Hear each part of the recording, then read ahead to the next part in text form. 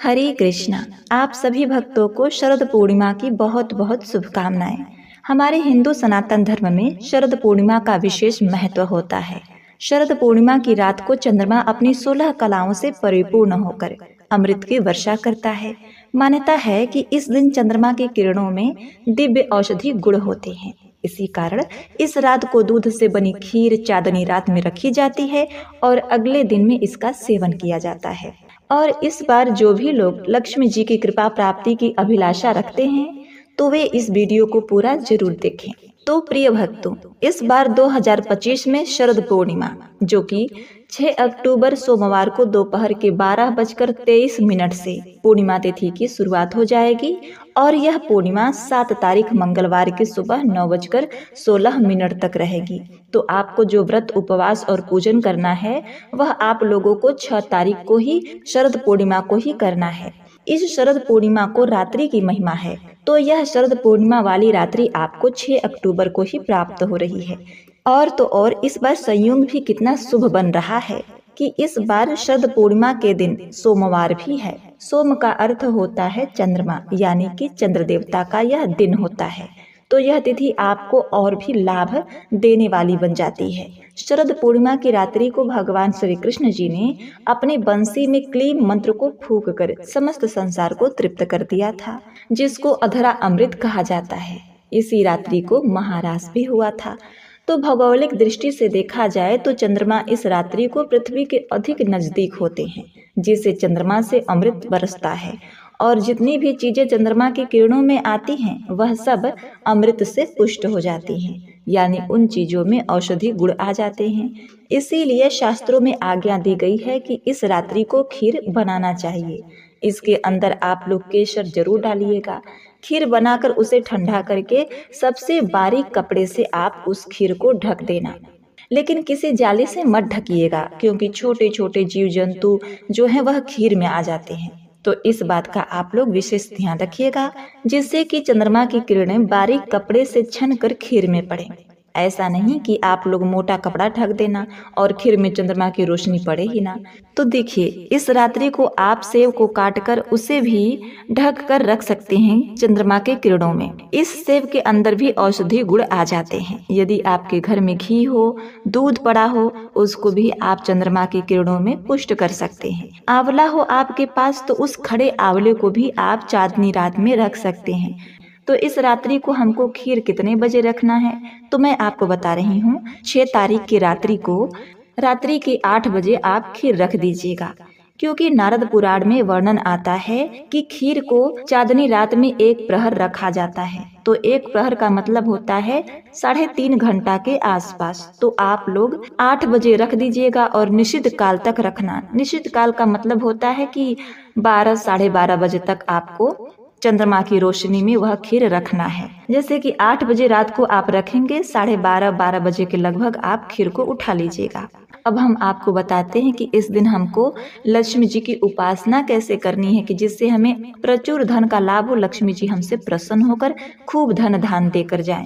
तो देखिए, शरद पूर्णिमा की जो रात्रि है वह लक्ष्मी प्राप्ति के लिए सर्वोत्तम मानी गई है। इस दिन जिसको भी लक्ष्मी प्राप्ति की अभिलाषा हो, इच्छा हो, उसको व्रत उपवास करना चाहिए। फल या दूध पर भी कर सकते हैं। चंद्रमा के दर्शन होने पर चंद्र देवता को रात्रि को अर्घ देना चाहिए।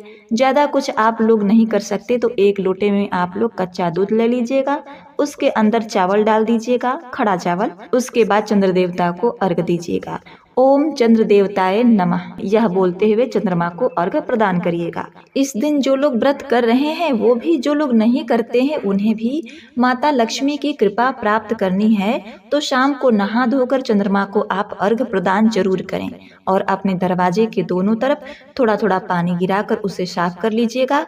वहां पर घी का दिया जलाकर रख दीजिएगा। घी का दिया जलाते समय थोड़ा सा चावल उसके नीचे रखकर उसके ऊपर दिया रखिएगा। दिए को आसन जरूर दीजिएगा। हमारे शास्त्रों में कहा गया है कि इस रात्रि को महालक्ष्मी अपने एक वरद हस्त यानी कि हाथ ऊपर करके और एक हाथ में कमल लेकर धरती पर विचरण करती हैं। तो लक्ष्मी जी कब विचरण करती हैं? निषिद्ध काल में। निषिद्ध काल का समय होता है 11:30 बजे से लेकर 12:30 बजे के बीच तक। तो माता लक्ष्मी निषिद्ध काल में इस पृथ्वी लोक पर विचरण करती हैं शरद पूर्णिमा वाले दिन। लक्ष्मी जी इसलिए विचरण करती हैं कि कौन जाग रहा है, इसलिए इस पूर्णिमा के नाम को जागरी पूर्णिमा भी कहा जाता है। इस दिन लक्ष्मी माँ उतावली होती हैं, कौन से लोग जाग रहे हैं उन्हें मैं धन प्रदान करूं। ऐसे ही माँ लक्ष्मी इस दिन पूरी पृथ्वी पर भ्रमण करती हैं निषिद्ध काल में। जो लोग इस काल में जागरण करते हैं, पूजा करते हैं, माँ लक्ष्मी उनके ऊपर अत्यंत प्रसन्न होती हैं और अपनी कृपा बरसाती हैं। और भगवान श्री कृष्ण जी ने इसी दिन महारास किया था, इसीलिए इस पूर्णिमा का नाम रास पूर्णिमा भी कहा गया है। शास्त्र आगे कहते हैं कि माँ लक्ष्मी बताती हैं कि निषिद्ध काल में जो मेरी पूजा करता है मैं उसको धन प्रदान करती हूँ। इस दिन पवित्र नदी या फिर घर पर ही जल में गंगा जल मिलाकर स्नान करें, साफ वस्त्र धारण करें, व्रत व पूजा का संकल्प लें, भगवान विष्णु, माता लक्ष्मी और चंद्रदेव की पूजा करें। उन्हें सुंदर वस्त्र, फल, फूल, अक्षत, धूप आदि दीप जलाकर अर्पित करें। गाय के दूध से खीर बनाकर भोग तैयार करें। इस दिन चंद्र देवता को अर्घ दें। अर्घ में दूध, चावल और सफेद फूल मिलाएं। अगले दिन उस खीर को प्रसाद के रूप में ग्रहण करें।